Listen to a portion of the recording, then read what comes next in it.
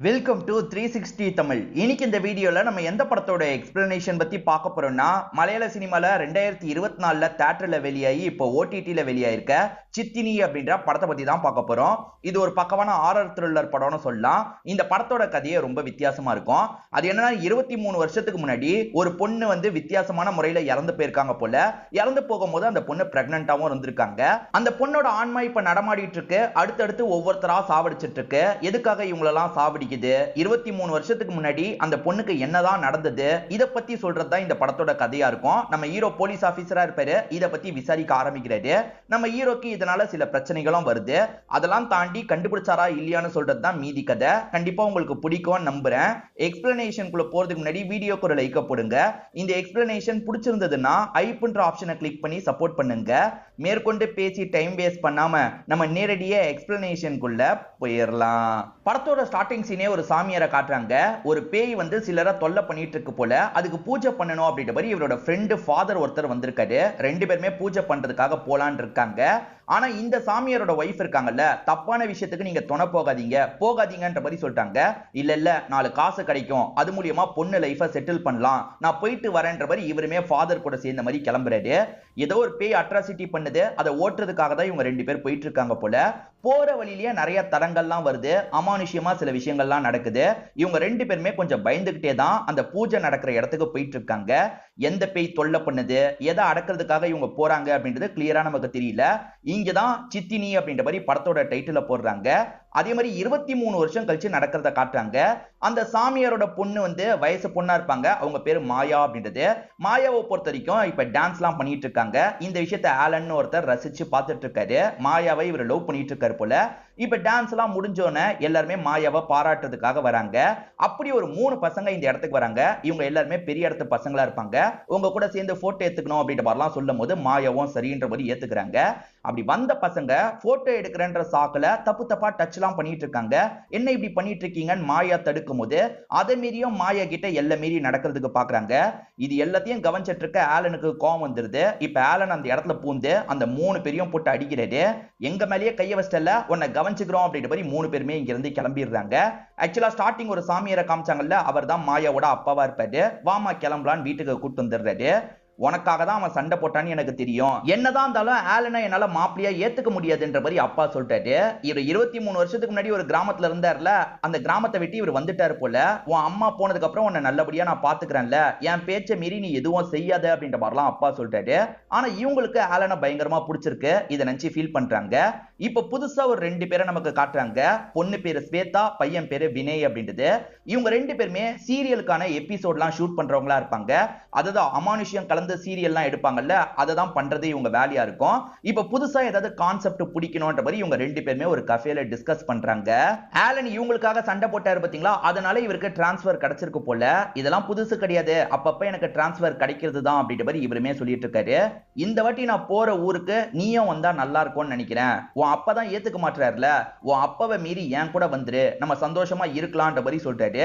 இவங்களுமே என்ன பண்றது அப்படின்ற மாதிரிலாம் யோசிச்சுட்டு இருக்காங்க. இவங்களுக்கு ஆலனை ரொம்ப பிடிச்சிருக்குல்ல, அதனால இறந்து போன அம்மாவோட சமாதியை பார்த்து பேசுறாங்க. நான் ஆலன் கூட போக போறேமா அப்படின்ற மாதிரிலாம் சொல்றாங்க. சோ அப்பா கிட்ட சொல்லாம கொள்ளாம ஆலனை கல்யாணம் பண்ணிக்கிறதுக்காக வந்துடுறாங்க. ஃப்ரெண்ட்ஸ் மூலியமா இவங்க 2 பேருமே கல்யாணம் பண்ணிக்கிறாங்க. இப்ப ஆலனுக்கு ஒரு இடத்துல போஸ்டிங் கிடைச்சிருக்குல்ல, அதாவது டிரான்ஸ்பர் கிடைச்சிருக்குல்ல, அந்த இடத்துக்கு வந்துடுறாங்க. அங்க ஒரு வீட்ல இவங்க வாழ்ற மாதிரி தான் பிளான் இருக்கும். நான் ஒரு லேடியை இந்த இடத்துக்கு வர வச்சிருக்கேன் அப்படின்ற மாதிரி சொல்லிட்டாரு. அந்த லேடியும் ஆட்டோ பிடிச்சி இந்த இடத்துக்கு வந்து சேர்ந்துடுறாங்க. நான் போலீஸ் வீட்டுக்கு வந்திருக்கேன் அப்படின்ற மாதிரி பேரம் பேசி கம்மி ரேட்லயே இந்த இடத்துக்கு வந்திருப்பாங்க. இவங்க தான் இந்த இடத்துல வீட்டு வேலை எல்லாம் பார்க்க போறாங்க போல. ஆக்சுவலா 2 பேருமே வேற மதம் இல்ல, அதனால தான் அப்பா சம்மதிக்க மாட்டேன்னு சொல்லியிருப்பாரு. இப்ப இவங்க 2 பேருமே ஹாப்பியா ஒரு லைஃபை வாழ்றாங்க. அப்பா சம்மதிக்கலையேன்றது மட்டும் தான் இவங்களுக்கு வருத்தமா இருக்கு. கவலைப்படாத, எல்லாம் சரியாயிடும் அப்படின்ற மாதிரி இவர் சொல்றாரு. ஒரு ஸ்டேஜ்ல இவங்க பிரெக்னன்ட்டா இருக்கிறது கன்ஃபார்ம் ஆகுது. இவங்களுமே பயங்கரமா சந்தோஷப்படுறாங்க. இப்ப திரும்பி வினய் ஸ்வேதாவை நமக்கு காட்டுறாங்க. இவங்க டீம் கூட டிஸ்கஸ் பண்ணிட்டு இருக்காங்க. அதாவது அடுத்த கதையை இவங்க முடிவு பண்ணிட்டாங்க போல. அதுக்கான இடம் பார்க்கணும் பாத்தீங்களா, ஸ்வேதா என்னோட சொந்த ஊரே ரொம்ப வித்தியாசமா இருக்கும், அந்த இடத்துக்கு போலான்ற மாதிரி வினய் கிட்ட சொல்றாங்க. சரி நம்ம லொகேஷன் பார்க்கிறதுக்கு போலான்ற மாதிரி வினயும் ஏத்துக்கிறாரு. அதே மாதிரி நம்ம ஹீரோக்கு திரும்பி ஒரு டிரான்ஸ்பர் கிடைச்சிருது போல. வைஃப் பிரெக்னன்ட்டா இருக்கும்போது இவருக்கு டிரான்ஸ்பர் கிடைச்சிருது. நூல்புலா அப்படின்ற ஒரு ஊருக்கு தான் இவர் போற மாதிரி இருக்கும். அதாவது இதுதான் வைஃபோட சொந்த ஊரா இருக்கும். எங்க அந்த ஊர்ல நிறைய அமானுஷ்யமான விஷயங்கள்லாம் எல்லாம் இருக்கிறதா சொல்லுவாங்க, நீங்க கொஞ்சம் கவனமா இருங்க, நடுவுல என்ன பாக்குறதுக்கு வாங்க, நீங்க வரலனா நான் வந்துருவேன்ற மாதிரி சொல்றாங்க. நீ உடம்ப முதல்ல பாத்துக்கோ, நீ தேவையில்லாம அலையாத, நானே உன்னை பாக்குறதுக்காக டைம் கிடைக்கும் போதெல்லாம் வரேன்ற மாதிரி கிளம்ப ஆரம்பிக்கிறாரு. நம்ம ஹீரோ வரப்போற கிராமத்தை காட்டுறாங்க. அங்க இருக்க எஸ்ஐ இருக்கார்ல, ஊர்ல பெரிய ஆளான ஜான்சன் ஒருத்தரை பாக்குறதுக்காக வந்திருக்காரு. நாளைக்கு சிஐ சார் வரப்போறாரு அப்படின்ற மாதிரிலாம் சொல்லிட்டு இருக்காரு. எங்க தங்க வைக்கிறது அப்படின்ற மாதிரி குழப்பம் இருக்குல்ல. அப்ப இந்த ஜான்சன் என்ன சொல்றாருன்னா, ஏன் கெஸ்ட் ஹவுஸ்லயே தங்கிக்கிட்டோம் அப்படின்ற மாதிரி சொல்லிட்டாரு. அந்த கெஸ்ட் ஹவுஸ்லயா அப்படின்ற மாதிரி எஸ்ஐ கொஞ்சம் பயப்படுறாரு. நீ பயப்படுற மாதிரிலாம் எதுவும் நடக்காது, இத்தனை வருஷம் நடக்காதது இப்பயா நடக்க போகுது அப்படின்ற மாதிரி ஜான்சன் சொல்றாரு. சரி ஓகேன்ற மாதிரி இந்த எஸ்ஐயும் ஏத்துக்கிறாரு. எஸ்ஐ தான் நம்ம ஹீரோவை பிக்கப் பண்றதுக்காக வந்திருப்பாரு. இப்ப கிராமத்தை அப்படியே சுத்தி காமிச்சுக்கிட்டே வந்துட்டு இருக்காரு. இந்த கிராமத்துல நிறைய அமானுஷ்யமான விஷயங்கள்லாம் நடக்கும்ன்ற மாதிரி சொல்றாங்களே, எந்த அளவுக்கு உண்மைன்ற மாதிரி ஹீரோவும் பேச்சு கொடுத்துக்கிட்டே வந்துட்டு இருக்காரு. சரி இங்கதான் நீங்க தங்க போறீங்க அப்படின்ற மாதிரி இவருமே கெஸ்ட் ஹவுஸ் எல்லாம் காமிச்சிட்டு இருக்காரு. நம்ம ஹீரோவும் இவரோட டியூட்டி எல்லாம் பார்த்துட்டு இருக்காரு. பெருசா கேஸ் வரல, சின்ன சின்ன கேஸ் தான் வருது. அப்பன்னு பார்த்து ஒரு பெரிய கேஸ் வருது. ஒரு பொண்ணு தூக்கு மாட்டி இறந்து போயிட்டாங்கன்ற மாதிரி கேஸ் வருது. உடனே அந்த ஸ்பாட்டுக்கு போனோன்ற மாதிரி இவருமே கிளம்பி அந்த ஸ்பாட்டுக்கு வந்துட்டு இருக்காரு. இறந்து போன பொண்ணை பத்தி யாருக்குமே தெரியல. சிலர் வந்து இந்த பொண்ணு 20 வருஷத்துக்கு முன்னாடியே இறந்து போயிட்டான்னு சொல்லுவாங்களே அப்படின்ற மாதிரிலாம் பேசிட்டு இருக்காங்க. இது எல்லாத்தையும் காதுல வாங்கிக்கிட்டே தான் ஹீரோ வராரு. இந்த மரத்துல இந்த பொண்ணு எப்படி தற்கொலை பண்ணிருக்க முடியும்ன்ற மாதிரி யோசிக்கிறாரு. இப்ப பாடியை இறக்குறதுக்கு இவங்கள யாருமே ஆள் இல்ல. அதனால இதெல்லாம் பண்ணக்கூடிய ஒருத்தனை இவங்க கூப்பிட்டு இருக்காங்க போல. இப்ப அவன் இருக்கான் பாத்தீங்களா, வண்டி எடுத்துட்டு செம்ம போதையில வந்திருக்கான். வந்தவன் பாடியெல்லாம் இறக்கணுமா அப்படின்ற மாதிரி இவங்க கிட்ட தெனாவட்டா பேசிட்டு இருக்கான். அதாவது இன்ஸ்பெக்டர்னு கொஞ்சம் கூட மரியாதை தராம பேசிட்டு இருக்கான். டே இன்ஸ்பெக்டர் கிட்ட இப்படிதான் பேசுவியா அப்படின்ற மாதிரி அந்த எஸ்ஐ இருக்கார்ல, தள்ளி கூட்டு போய் இவங்க கிட்ட பேசுறாரு. சீக்கிரமா மேல இருந்து பாடியை இறக்குன்ற மாதிரி அவனுக்கு காசெல்லாம் தந்துட்டு இருக்காரு. இப்ப காசை வாங்கின அவன் இருக்கான் பாத்தீங்களா, இன்னும் நல்லா குடிச்சுக்கிறான். அதுக்கப்புறம் தேவையான கயரெல்லாம் எடுத்துக்கிறான். இப்ப கயரை போட்டு அந்த பாடியை எடுக்கிறதுக்கான விஷயத்தெல்லாம் பண்ணிட்டு இருக்கான். அவனுக்குமே இந்த பாடியை எங்கேயோ பார்த்திருக்குமே அப்படின்ற மாதிரிலாம் தோணிட்டு இருக்கு. அதாவது மக்கள்ல சிலருக்கு ஏற்கனவே இந்த பாடியை பார்த்திருக்கோம்னு தோணுது பாத்தீங்களா, அதே மாதிரி இவனுக்குமே தோணுது.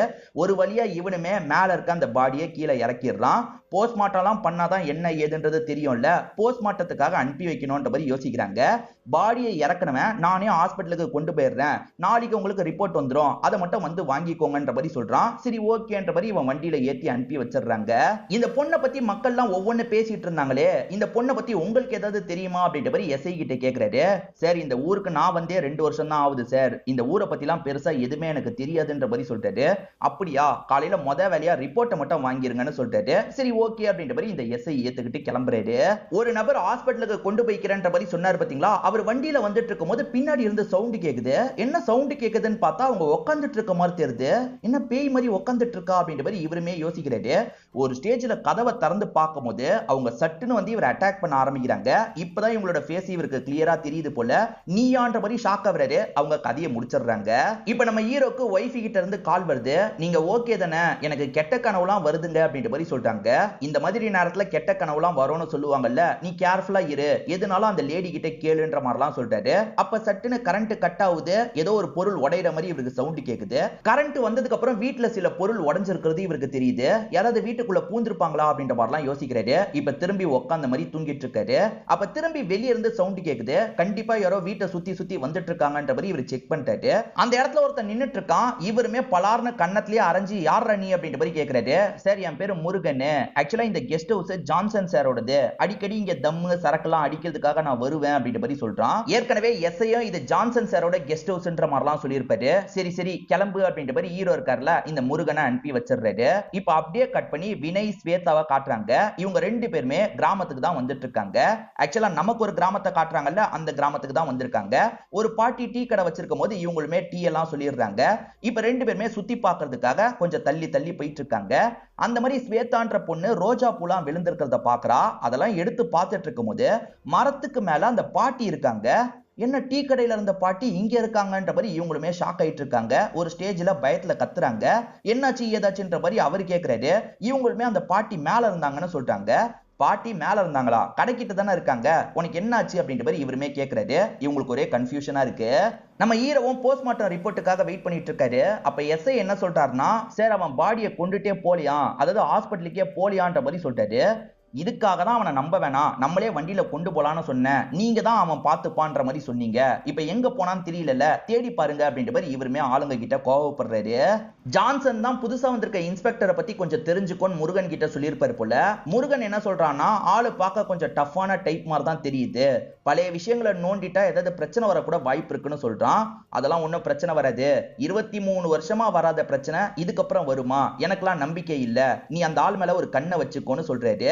அப்படி பேசிட்டு இருக்கும் போதுதான் ஸ்வேதா இந்த இடத்துக்கு வராங்க. ஸ்வேதா தான் இவரோட பொண்ணாவே இருப்பாங்க. அப்பா இவன் என்னோட ஃப்ரெண்டு, நாங்க 2 பேருமே லொகேஷன் பார்க்கறதுக்காக வந்திருக்கோம்னு சொல்லும் போது சரி சரி பாருங்க அப்படின்ற மாதிரி ஜான்சனும் ஏத்துக்கிறாரு. இப்ப வேன்ல பாடியை கொண்டு போனவன் எங்க போனான்ற மாதிரி தேடிட்டு இருக்காங்க. அப்ப காட்டு பகுதியில வேன் நின்னுட்டு இருக்கிறது இவங்களுக்கு தெரிய வருது. வேன் இங்கதான் இருக்குன்ற மாதிரி இவங்க செக் பண்றாங்க. பார்த்தா வேன்ல இருந்தவன் காணாம போயிருக்கான், அதே மாதிரி அந்த பாடியும் காணாம போயிருக்கு. என்னாச்சு ஏதாச்சு அப்படின்றது இவங்களுக்கு புரிய மாட்டேங்குது. அவனும் காணும் பாடியும் காணுமா, பாடியை வச்சு அவன் என்ன பண்ணுவான் அப்படின்ற மாதிரி ஹீரோ ஆளுங்க கிட்ட பேசிட்டு இருக்காரு. அப்ப இந்த டீம்ல இருக்க ஒருத்தர் என்ன சொல்றாருன்னா, சார் அந்த பொண்ணை ஏற்கனவே பார்த்ததா சிலர் பேசிக்கிட்டாங்க சார், அந்த பொண்ணு 20 வருஷத்துக்கு முன்னாடியே இறந்து போன பொண்ணுன்ற மாதிரி கூட சிலர் பேசிக்கிட்டாங்க சார் அப்படின்ற மாதிரி சொல்லிட்டாரு. ஏறக்குறைய ஹீரோவும் கொஞ்சம் காதுல வாங்கியிருப்பாரு. சோ ஊர்ல ரொம்ப வருஷமா இருக்கவங்களுக்கு அந்த பொண்ணை பத்தி தெரியுமான்றதை நம்ம தெரிஞ்சுக்கணும், அந்த மாதிரி ஒருத்தரை கூட்டுவாங்க அப்படின்ற மாதிரி சொல்லிட்டாரு. சரி ஓகேன்ற மாதிரி ஆளுங்க இருக்காங்க பாத்தீங்களா, சாமியார் மாதிரி இருக்க ஒருத்தரை இந்த இடத்துக்கு கூட்டு வந்துடுறாங்க. இவர்கிட்ட வந்து இறந்து போன பொண்ணை பத்தி எல்லாம் விசாரிக்கிறாங்க. இவருமே சில விஷயங்களை சொல்லிட்டாரு. அது என்னன்னா வந்து 23 வருஷத்துக்கு முன்னாடி சித்தினி அப்படின்ற ஒரு பொண்ணு ஷூட்டிங்ல நடிக்கிறதுக்காக வந்திருப்பா. அதாவது இந்த கிராமத்துல பொழப்பு தேடி வந்தவ ஒரு ஷூட்டிங்ல நடிச்சிருப்பா. அப்படி நடிச்சிட்டு இருக்கும் போது அவ இறந்து போயிட்டான்ற மாதிரி ஊருக்குள்ள பேச்சு இருக்கும். சோ இறந்து போனவ பேயா வந்து தொல்லை பண்றான்னு போது ஒரு பூஜை பண்றதுக்கான ஏற்பாடுலாம் நடந்திருக்கும். அந்த பொண்ணு எப்படி இறந்து போனான்ற மாதிரி ஹீரோ கேக்குறாரு. அதெல்லாம் எனக்கு தெரியல, அவ பேயா தொல்லை பண்றா, பூஜை பண்ணோன்ற மாதிரி சொன்னாங்க, 3 பேர் சேர்ந்து அந்த பூஜையை பண்ணோன்ற மாதிரி இவர் சொல்லிட்டாரு. யார் யாருன்னு பாத்தீங்கன்னா, இங்க ஃபாதரா ஒருத்தர் இருக்காருல்ல அவரு, இவரு, அதே மாதிரி ஸ்டார்டிங் ஒரு சாமியாரை காமிச்சாங்கல்ல அவரு, ஆக மொத்தத்துல 3 பேருமே சேர்ந்த மாதிரி ஒரு பூஜையை பண்றாங்க. அந்த பேயை லாக் பண்றதுக்கான எல்லா ஏற்பாடும் பண்ணிருப்பாங்க. அப்ப நம்ம ஒய்ஃபோட அப்பா தான் அந்த பூஜையை பண்ணிருக்காரு போல அப்படின்ற மாதிரி ஹீரோவும் யோசிக்கிறாரு. ஆக்சுவலா எப்ப கால் பண்ணாலும் ஹஸ்பண்ட் பிசி என்னால வர முடியாதுன்ற மாதிரி சொல்லிக்கிட்டே இருப்பாரு. இது வேலைக்காவது, நம்ம கிளம்பிடலாம் அப்படின்ற மாதிரி ஒய்ஃப் யோசிக்கிறாங்க. இப்ப ஒய்ஃப் இருக்காங்கல்ல அந்த லேடி கிட்ட சொல்லிட்டு ஹஸ்பண்ட பாக்குறதுக்காக வந்துடுறாங்க. ஹஸ்பண்டுமே வான்ற மாதிரி வெல்கம் எல்லாம் பண்றாரு. ஊரெல்லாம் இவங்களுக்கு சுத்தி காமிச்சிட்டு இருக்காரு. நம்ம ஹீரோ வேலையை பாக்குறதுக்காக போயிட்டு இருக்கும் போது ஜான்சனும் நிறுத்தி பேசுறாரு. அதாவது சித்தினியோட கேஸ பத்தி நீங்க விசாரிச்சுட்டு இருக்கீங்களாமே சார், அதை பத்தி விசாரிக்கிறதுக்கு என்ன சார் இருக்கு, அதை பத்திலாம் விசாரிக்காதீங்க அப்படின்ற மாதிரி சொல்லிட்டாரு. இவர் எதுக்காக இப்படி சொல்றாரு அப்படின்ற மாதிரி ஹீரோவும் யோசிக்கிறாரு. அதெல்லாம் நான் பாத்துக்கிறேன்ற மாதிரி சொல்லிட்டு கிளம்புறாரு. நீ சொன்னது உண்மைதான், இவனால நமக்கு பிரச்சனை வரக்கூட வாய்ப்பு இருக்கு, இவன் மேல ஒரு கண்ணை வச்சுக்கோ அப்படின்ற மாதிரி இந்த ஜான்சனும் அசிஸ்டன்டான முருகன் கிட்ட சொல்லிட்டு இருக்காரு. அப்பன்னு பார்த்து இவரோட பொண்ணு ஸ்வேதாவும் வினயும் இந்த இடத்துக்கு வந்துடுறாங்க. சுத்தி பார்க்கறதுக்காக தான் இந்த இடத்துக்கு வந்திருப்பாங்க போல. இங்கெல்லாம் ரொம்ப நேரம் இருக்கக்கூடாது, காட்டுப்பகுதியில கவனமா சீக்கிரமா நீங்க வீட்டுக்கு போங்கன்ற மாதிரிலாம் சொல்லிட்டாரு. இவர் இப்பயே கிளம்பலான்ற மாதிரி இங்க இருந்து கிளம்புறாரு. சோ இந்த ஜான்சன் பல வருஷத்துக்கு முன்னாடி ஏதோ தப்பு பண்ணிருக்காரு போல. இப்ப மாயா மட்டும் வீட்டுல தனியா இருக்கும் போது யாரோ கதவை தட்டுறாங்க. யாருன்னு பார்த்தா இறந்து போன மாதிரி ஒரு பொண்ணை காமிச்சாங்கல்ல அந்த பொண்ணு தான் கதவை தட்டுறாங்க. எனக்கு தண்ணி வேணும்ன்ற மாதிரி சொல்றாங்க. மாயாவும் தண்ணி எடுத்து தந்துடுறாங்க. என்னங்க நீங்க பிரெக்னெண்டா இருக்கீங்க போல, நானுமே பிரெக்னெண்டா தான் இருக்கேன்ற மாதிரி அந்த பொண்ணு சொல்றா. அப்படியான்ற மாதிரி மாயா சகஜமா பேசுறாங்க. அந்த பொண்ணோட பேச்செல்லாம் கொஞ்சம் வித்தியாசமா இருக்கு. அந்த பொண்ணு கிளம்பி போகும்போது மாயாவும் உன்னோட பேர் என்னன்னு கேக்குறாங்க. சித்தினி அப்படின்ற மாதிரி அந்த பொண்ணு சொல்லிட்டு போறாங்க. நம்ம ஹீரோவும் வேலையெல்லாம் முடிச்சுட்டு வீட்டுக்கு வந்துட்டு இருக்காரு. அப்படி வர வழியில இவருக்கு முன்னாடி ஏதோ ஒரு லேடி நடந்து போயிட்டு இருக்க மாதிரி இருக்கு. இவரை வண்டியை நிறுத்தி போய் பேசலாமான்ற மாதிரிலாம் யோசிக்கிறாரு. சட்டுன்னு பார்த்தா அவங்க காணாம போயிடுறாங்க. இது எப்படா பாசிபிள் அப்படின்ற மாதிரி இவருமே பயங்கரமா ஷாக்லாம் ஆயிட்டு இருக்காரு. இப்ப வீட்டுக்கு வந்தவர் ஒய்ஃப் கிட்ட பேசிட்டு இருக்காரு. அப்போ ஒய்ஃபுமே இன்னைக்கு வித்தியாசமா ஒரு பொண்ணு வந்து பேசினாங்க அப்படின்ற மாதிரி நடந்த விஷயத்த சொல்றாங்க. என்ன சொல்ற அப்படின்ற மாதிரி இவருமே ஆச்சரியப்படுறாரு. நான் பிரெக்னெண்டா இருக்கிறத அவ கண்டுபிடிச்சிட்டா, நானும் பிரெக்னெண்டா தான் இருக்கேன், பேரு சித்தினின்ற மாதிரி சொன்னான்ற மாதிரி சொல்றாங்க. இது சித்தினியா அப்படின்ற மாதிரி இதை கேட்கிற இவருமே ஷாக் ஆகுறாரு. ஏன்னா இறந்து போன பொண்ணோட பேரு சித்தினின்ற மாதிரி ஊர்க்காரங்க சொல்லியிருப்பாங்க. இப்ப ஸ்வேதாவும் வினயும் ஒன்னா பாட்டு கேட்டுட்டு இருக்காங்க. சிரிச்சு பேசி ஒரு ஸ்டேஜ்ல முத்தம் கொடுத்துக்கிறதுக்கெல்லாம் ட்ரை பண்றாங்க. அப்பன்னு பார்த்து ஜான்சன் வந்து இந்த விஷயத்த கவனிச்சிடுறாரு. இதெல்லாம் ஜான்சனுக்கு பிடிக்க மாட்டேங்குது. ஜான்சனை பார்த்தோன்னே இங்க இருந்து வினய் எந்திரிச்சு போயிடுவாரு. ஜான்சன் பொண்ணு கிட்ட பேசுறாரு. இதெல்லாம் சரியில்லை, இவன் கூட இதுக்கப்புறம் பழகிறத விற்று அப்படின்ற மாதிரி சொல்றாரு. இல்லப்பா எனக்கு வினயை பிடிச்சிருக்கு, நான் வினயை தான் கட்டிப்பன்ற மாதிரி இவங்க சொல்றாங்க. இப்ப உடனே ஜான்சன் இருக்கார்ல, நான் சொல்ற மாதிரி ஒரு விஷயத்த நீ பண்ணணும் அப்படின்ற மாதிரி ஆளுங்க கிட்ட பேசுறாரு. இந்த ஊர்ல வருஷம் வருஷம் திருவிழா மாதிரி கொண்டாடுவாங்க போல. அந்த திருவிழாக்காக எல்லாருமே இந்த இடத்துக்கு வந்திருக்காங்க. இப்ப கூட ஸ்வேதா இருக்காங்கல்ல, அந்த வினய் கூட தான் பேசிட்டு இருக்காங்க. இத பாக்குற அப்பாக்கு பயங்கரமா கோவம் வருது. ஒரு ஸ்டேஜ்ல என்ன பண்றாருன்னா, வா வீட்டுக்கு போலான்ற மாதிரி ஸ்வேதாவை இழுத்துட்டு போயிட்டு இருக்காரு. வினய் வரலன்னு சொல்லும் போது அதெல்லாம் கண்டுக்காம இவர் இழுத்துட்டு போயிடுறாரு. ஆளுங்க கிட்ட கவனிச்சுக்கோங்கன்ற மாதிரி சொல்றாரு. இப்ப வினயுமே ஒரு ஸ்டேஜ்ல பைக் எடுத்துட்டு வீட்டுக்கு போயிட்டு இருக்காரு. போயிட்டு இருக்கும் போது திடீர்னு ரவுடிங்க இருக்காங்க பாத்தீங்களா, இவரை அட்டாக் பண்ண ஆரம்பிக்கிறாங்க. ஜான்சன் செட் பண்ண ரவுடிங்க தான் அட்டாக் பண்ணிட்டு இருக்காங்க போல. நல்ல வேலையா இந்த வழியா நம்ம ஹீரோ வந்திருப்பாரு. ஹீரோவும் இவரை காப்பாத்துற மாதிரி சண்டைலாம் போட்டுட்டு இருக்காரு. என்னாச்சுன்னு வினய் கிட்ட கேட்கும் போது, ஜான்சன் சார் தான் இப்படி பண்ணிருக்காரு போல, ஏன்னா நான் அவரோட பொண்ணை லவ் பண்ணது அவருக்கு தெரிஞ்சிருச்சு அப்படின்ற மாதிரி இவருமே விஷயத்தெல்லாம் சொல்லிட்டு இருக்காரு. நம்ம ஹீரோ நடுவுல முடிச்சு பார்க்கும் போது ஒய்ஃப காணோம். ஒய்ஃப் எங்க போயிருப்பா அப்படின்ற மாதிரி இவருமே தேடுறாரு. அந்த வயசான பாட்டியும் வந்திருக்காங்க போல. அவங்க கிட்ட விசாரிக்கும் போது அவங்களும் தெரியலன்னு சொல்றாங்க. அப்ப எங்க போயிருப்பா அப்படின்ற மாதிரி இவர் பதட்டமா தேடிட்டு இருக்காரு. அப்படி தேடி வெளியே வந்துட்டு இருக்கும் போது கிணத்து மேல இருந்து குதிக்கிறதுக்கு ட்ரை பண்றாங்க. பிரம்ம புடிச்ச மாதிரி தான் குதிக்கிறதுக்கு ட்ரை பண்றாங்க. இவருமே சட்டுன்னு புடிச்சு அவங்கள காப்பாத்திடுறாரு. ஒய்ஃப் சுய நினைவுல இல்ல, பிரம்ம புடிச்ச மாதிரி தான் இருக்காங்க. அப்படி பிரம்ம புடிச்ச மாதிரி இருக்கவங்களுக்கு தண்ணி எல்லாம் ஊத்தி இவருமே எழுப்ப ஆரம்பிக்கிறாரு. இப்ப எந்திரிச்சதுக்கு அப்புறம் தான் சுய நினைவுக்கு அவங்க வராங்க. என்னாச்சு அப்படின்ற மாதிரி கேட்கும் போது, நீ இந்த மாதிரி பண்ண பார்த்த அப்படின்ற மாதிரி இவர் எல்லா விஷயத்தையும் புரிய வைக்கிறாரு. அப்ப இதனால தான் இந்த கிராமத்துக்கு திரும்பி போக வேணான்ற மாதிரி சொன்னார் போல. இந்த கிராமத்துல ஏதோ பிரச்சனை இருக்கு, நம்ம சீக்கிரமா போயிடலான்ற மாதிரி ஹஸ்பண்ட் கிட்ட சொல்லிட்டாங்க. இல்ல என்ன ப்ராப்ளமா இருந்தாலும் சரி, அதை சரி பண்ணிட்டு தான் நான் கிளம்புவேன், நீ கவலைப்படாத, நான் உன்னை பாத்துக்கிறேன்ற மாதிரி சொல்லிட்டாரு. இப்ப ஹீரோ கிட்ட பேசுறதுக்காக வினயும் ஸ்வேதாவும் வந்திருக்காங்க. எதுக்காக வந்திருக்கீங்கன்னு கேட்கும் போது இவங்களுமே ஷூட்டிங்காக தான் வந்திருக்கோம் அப்படின்ற மாதிரி விஷயத்த சொல்லிட்டு இருக்காங்க. இந்த இடத்துல தான் ஸ்வேதா ஒரு விஷயத்த சொல்றாங்க. அது என்னன்னா, என்னோட அப்பா 20 வருஷத்துக்கு முன்னாடி ஒரு படம் எடுக்கலாம்னு நினைச்சாரு. ஆனா அந்த படத்தை கடைசி வரைக்கும் ரிலீஸே பண்ணல. அந்த படத்தோட ஷூட்டிங்ல தான் சித்தினின்ற ஒரு பொண்ணு இறந்து போயிட்டான்ற மாதிரி நம்பப்படுது. நாங்க அதை பேஸ் பண்ணி கூட ஒரு கதையை எடுக்கலாம்னு நினைச்சோம். அதுக்கான ஷூட்டிங் ப்ராசஸ்க்கான பிளான்லாம் பண்ணிட்டு இருக்கோன்ற மாதிரி சொல்லிட்டாங்க. சோ இவங்கள கைக்குள்ள வச்சுக்கிட்டா நம்ம 23 வருஷத்துக்கு முன்னாடி நடந்த விஷயத்தை கண்டுபிடிக்கலான்ற மாதிரி ஹீரோ யோசிக்கிறாரு. ஏன்னா ஜான்சன் சம்பந்தப்பட்டிருக்காரு. ஜான்சன் ஒரு படம் எடுத்து அதுல தான் ஏதோ நடந்திருக்கு போல அப்படின்ற மாதிரிலாம் யோசிக்கிறாரு. கவலைப்படாதீங்க, நான் உங்களுக்கு சப்போர்ட்டிவா இருக்கன்ற மாதிரிலாம் சொல்றாரு. ஜான்சன் 23 வருஷத்துக்கு முன்னாடி ஒரு படம் எடுத்தார்ல, அவரு ப்ரொடியூசரா இருந்திருப்பாரு. டைரக்டர் யாரு, கேமராமேன் யாருன்றதை நம்ம தெரிஞ்சுக்கணும், நீங்களுமே எனக்கு கொஞ்சம் சப்போர்ட்டிவா இருங்கன்னு கேட்கும் போது கண்டிப்பா இருக்கும்ன்ற மாதிரி இவங்களுமே இங்க இருந்து கிளம்புறாங்க. ஆக்சுவலா மாயாவோட அப்பா 23 வருஷத்துக்கு முன்னாடி ஒரு பூஜை பண்ணார்ல, ஃபாதர் கூட சேர்ந்து தான் பண்ணிருப்பாரு. அந்த ஃபாதர் கிட்ட விசாரிச்சா என்னன்ற மாதிரி ஹீரோவும் ஃபாதரை பார்க்கிறதுக்காக வந்திருக்காரு. அந்த ஃபாதர் உடம்பு முடியாம படுத்த படுக்கையா இருக்காரு. இவருமே ஃபாதர் கிட்ட விஷயத்தெல்லாம் கேட்கிறாரு. ஃபாதர் என்ன சொல்றாருன்னா, ஜான்சன் தான் அந்த பூஜையை பண்ண சொன்னாரு. சித்தினின்ற ஒரு பொண்ணு இறந்து போயிட்டதா, அவளோட ஆன்மா தொல்லை பண்றதா, அதை அடக்க சொன்னாரு. நாங்களுமே அடக்கிறதுக்கான பூஜையை தான் பண்ணோம். ஒரு 23 வருஷம் தான் அந்த பூஜையோட பவர் இருக்கும். இப்ப அந்த பவர்லாம் உடைஞ்சுதான் அந்த சித்தினியோட ஆன்மா திரும்பி வந்திருக்கு போல அப்படின்ற மாதிரி சொல்றாரு. சித்தினி எப்படி இறந்து போனா அப்படின்ற மாதிரி இவர் கேட்கிறாரு. எனக்கு அதெல்லாம் தெரியாது, சித்தினியோட ஆன்மா தொல்லை பண்ணுது, ஏதாவது பண்ணுங்கன்ற மாதிரி எங்க கிட்ட வந்தாங்க, நாங்க அந்த பூஜையை பண்ணோம், மத்தபடி எதுவுமே தெரியாதுன்ற மாதிரிலாம் சொல்றாரு. இவர் ஃபாதரை பார்த்துட்டு வர்றது ஜான்சனுக்கு தெரியுது. இருந்தாலும் தெரியாத மாதிரி ஃபாதர் யா பார்த்துட்டு வரீங்கன்ற மாதிரி கேட்கிறாரு. ஆமா ஃபாதரை பார்த்துட்டு உங்களை பத்தி பேசிட்டு தான் வரேன்.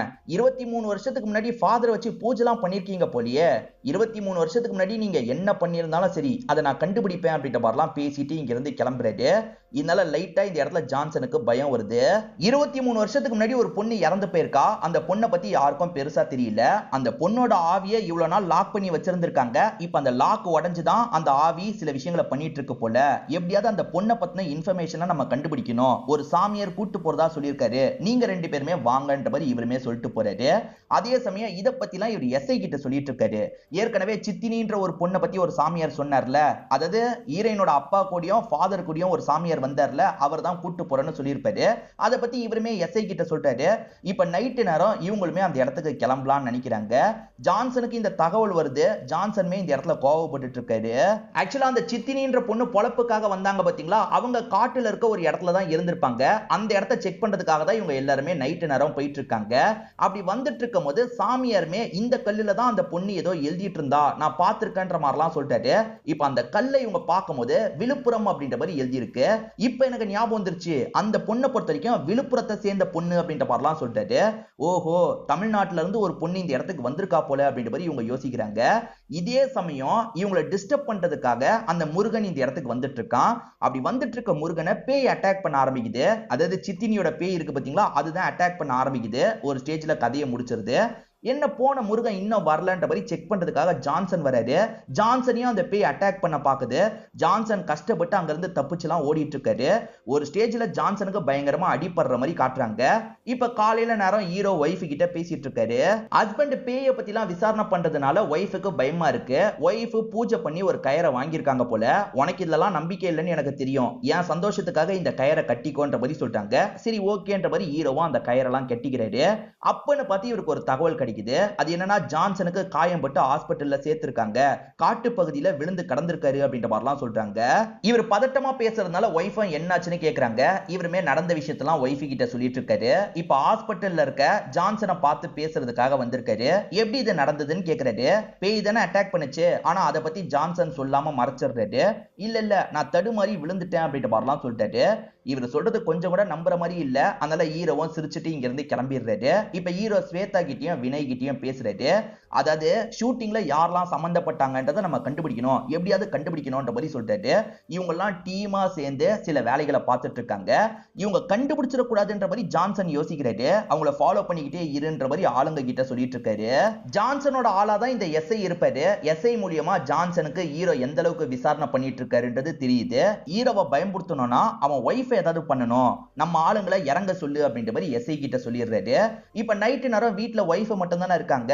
யாரோ உள்ள நுழைஞ்ச மாதிரி சவுண்ட் கேக்குது. ஒய்ஃப் செம்மையா பயப்படுறாங்க. இப்ப ஆளுங்க ஒய்ஃபை மிரட்டுறதுக்காக சில விஷயங்களை பண்றாங்க. ஆனா திடீர்னு ஒய்ஃபுக்குள்ள ஏதோ ஒரு பேய் வந்துருது போல. ஒய்ஃப் வந்திருக்க எல்லாரையும் போட்டு புரட்டி எடுத்துட்டு இருக்காங்க. அதாவது ஒய்ஃப் பயந்த கேரக்டர் தான், ஆனா இப்ப பயங்கரமா சண்டைலாம் போட்டுட்டு இருக்காங்க. காரணம் உடம்புக்குள்ள ஒரு பேய் இறங்கி சண்டைலாம் போட வைக்குது போல. ஒரு ஸ்டேஜ்ல அட்டாக் பண்றதுக்காக வந்தவங்க பயந்து இந்த இடத்தை விட்டு ஓட ஆரம்பிச்சிடுறாங்க. 23 வருஷத்துக்கு முன்னாடி ஒரு படம் எடுத்து ரிலீஸ் பண்ணாம விட்டாங்க பாத்தீங்களா, அந்த படத்தோட கேமராமேனை கண்டுபிடிச்சு இவங்க வந்துடுறாங்க. நீ தானே அந்த கேமராமேன் அப்படின்ற மாதிரிலாம் விசாரிச்சுட்டு இருக்காங்க. அவங்க வந்தாங்கன்னா அடிச்சு ஓட விடுன்ற மாதிரி ஜான்சன் ஏற்கனவே இந்த கேமராமேன் கிட்ட சொல்லியிருப்பாரு போல. இந்த கேமராமேன் ஆளுங்களெல்லாம் செட் பண்ணி வச்சிருக்காரு. ஆளுங்கெல்லாம் சண்டை போடுறதுக்காக வராங்க. ஆனா நம்ம ஹீரோ தான் சூப்பரா சண்டை போடுவார்ல. இப்ப அடிக்க வந்த எல்லாரையும் போட்டு இவர் அடிச்சிட்டு இருக்காரு. ஒரு ஸ்டேஜ்ல இந்த கேமராமேனை லாக் பண்ணிடுறாரு. 23 வருஷத்துக்கு முன்னாடி என்னடா நடந்தது, ஒழுங்கு மரியாதையா சொல்லு அப்படின்ற மாதிரி கண்ணை காமிச்சு மிரட்டுறாரு. இவனுமே பயந்த மாதிரி சில விஷயங்களை சொல்றான். என்ன சொல்றான்றத நமக்கு காட்ட மாட்டாங்க. இப்ப நம்ம ஹீரோவும் எஸ்ஐயை கூப்பிட்டு பேச ஆரம்பிக்கிறாரு. அது என்னன்னா, என் கெஸ்ட் ஹவுஸ்ல சீக்கிரமே ஒரு ஷூட்டிங் நாங்க பண்ண போறோம். அதாவது ஸ்வேதாவும் வினயும் படம் எடுக்கிறதுக்காக வந்தாங்கல்ல, அதுக்கான ஷூட்டிங்க பண்ண போறோம். அதுக்கான ஏற்பாடுலாம் நம்ம பண்ணணும், அதெல்லாம் பண்ணிருங்கன்ற மாதிரி சொல்லிட்டாரு. சரி ஓகே சார் அப்படின்ற மாதிரி எஸ்ஐயும் ஏத்துக்கிட்டு கிளம்புறாரு. 23 வருஷத்துக்கு முன்னாடி ஒரு சம்பவம் நடந்தது பாத்தீங்களா, இந்த வீட்ல தான் நடந்திருக்கும் போல.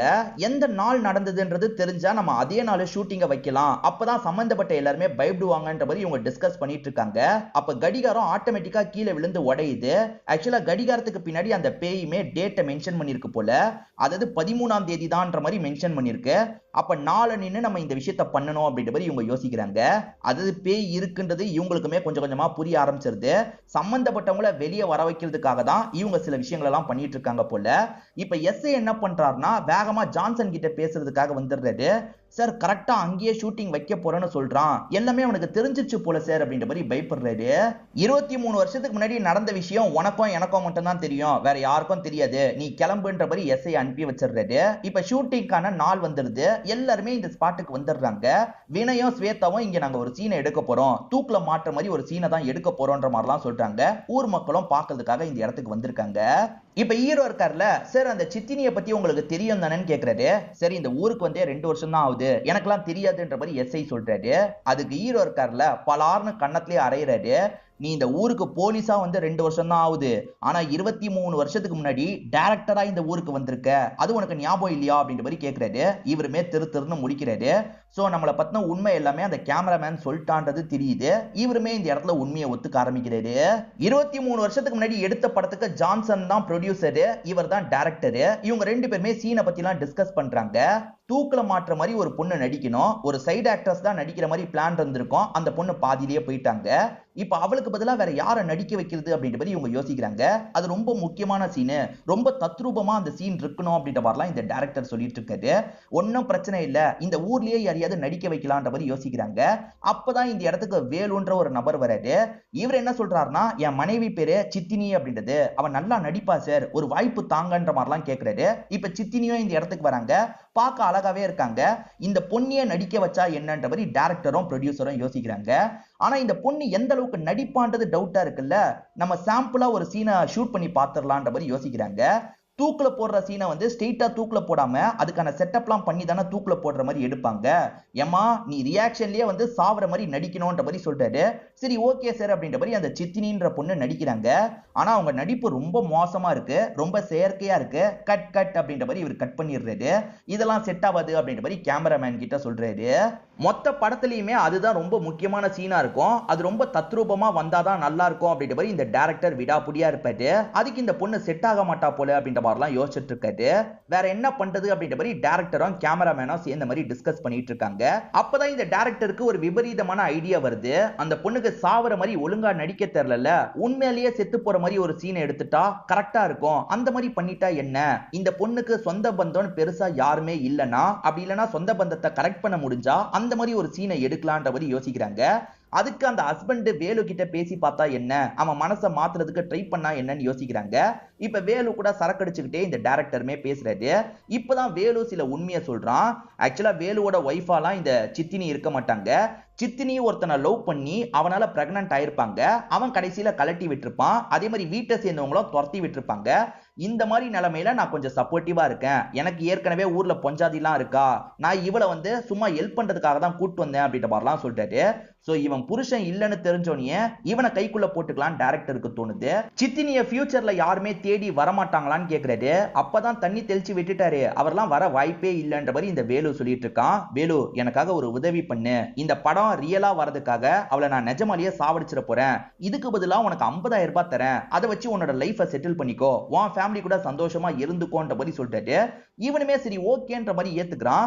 டைரக்டர் இத பத்திலாம் ப்ரொடியூசர் கிட்ட சொல்றாரு. ப்ரொடியூசரும் சரின்ற மாதிரி ஏத்துக்கிறாரு.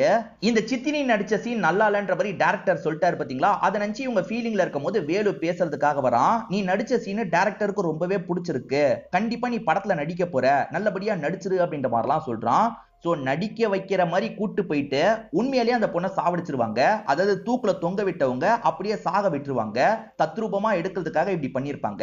அதுக்கப்புறம் படத்தை ரிலீஸ் பண்ணலான்னு பார்த்தா சித்தினியோட பேய் இருக்குல்ல, எல்லாத்தையும் கெடுத்திருக்கோம். அதே மாதிரி இவங்களை தொல்லை பண்ணிக்கிட்டே இருக்கும். இதனால தான் மந்திரவாதி எல்லாம் கூப்பிட்டு ஒரு பூஜை பண்ணி லாக் பண்ணிருப்பாங்க. 23 வருஷம் தான் அந்த லாக் ஒர்க் ஆகும். அந்த லாக்லாம் உடைஞ்சதுனால தான் சித்தினியோட ஆன்மா திரும்பி வந்திருக்கும். சம்பந்தப்பட்ட ஒவ்வொருத்தரையா சாவடிச்சிட்டு இருக்கோம். இப்ப எஸ்ஐ சொல்றது மூலியமா எல்லாருக்குமே உண்மை புரிஞ்சிருது.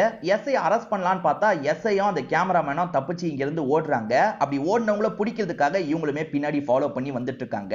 ஆக்சுவலா ரெண்டு பேர் தப்பிச்சிடலாம் நினைச்சாங்கல்ல, ஆனா அந்த பேய் இருக்குல்ல இவங்க ரெண்டு பேரையும் லாக் பண்ணுது. ஐயோ பேய் அப்படின்ற மாதிரி இவங்க ரெண்டு பேருமே தப்பிச்சு ஓடிட்டு இருக்காங்க. ஆக்சுவலா இவங்க தானே மெயின் கல்பிரேட், இவங்களை விடக்கூடாதுன்ற மாதிரி பேயும் துரத்தி துரத்தி அட்டாக் பண்ணிட்டு இருக்கு. சித்தினி எங்களை விட்டுரு, சித்தினி எங்களை விட்டுரு அப்படின்ற மாதிரிலாம் இவங்க கெஞ்சி கேட்கறாங்க. பிரெக்னண்டா இருந்தேன் நானு, அநியாயத்துக்கு என்ன சாவடிச்சிட்டீங்களே, உங்களை விட மாட்டேன்ற மாதிரி இவங்க ரெண்டு பேரோட கதையும் ரொம்ப கொடூரமா முடிக்குது. இந்த பிளான்ல முருகன் அதே சமயம் ஸ்டார்டிங் குடிச்சுக்கிட்டே இருந்த மாதிரி ஒருத்தனை காமிச்சாங்கல்ல, அவனுமே ஹெல்ப் பண்ணிருப்பான். அதனால தான் அவங்க ரெண்டு பேரையும் சித்தினி சாவடிச்சிருக்கோம். ஆனா ஜான்சன் இதுல பெருசா சம்பந்தப்பட்டிருக்க மாட்டாரு. ஜான்சனுக்கு இதெல்லாம் பெருசா தெரிஞ்சிருக்காது. அவர் மறைக்கிறதுக்கு தான் ட்ரை பண்ணிருப்பாரு. அதனால ஜான்சனை மட்டும் இது உயிரோட விட்டுருது. இப்ப சம்பந்தப்பட்டவங்களை சாவடிச்சதுனால சித்தினி பேய் இங்க இருந்து மறைய ஆரம்பிக்குது. இப்ப ஸ்வேதாவும் வினயும் சேர்ந்துடுறாங்க. அதே சமயம் மாயா பிரெக்னண்டா இருந்தாங்கல்ல, இப்ப குழந்தை பிறந்துருது. அந்த குழந்தைய பாக்குற எல்லாருமே சந்தோஷப்படுறாங்க.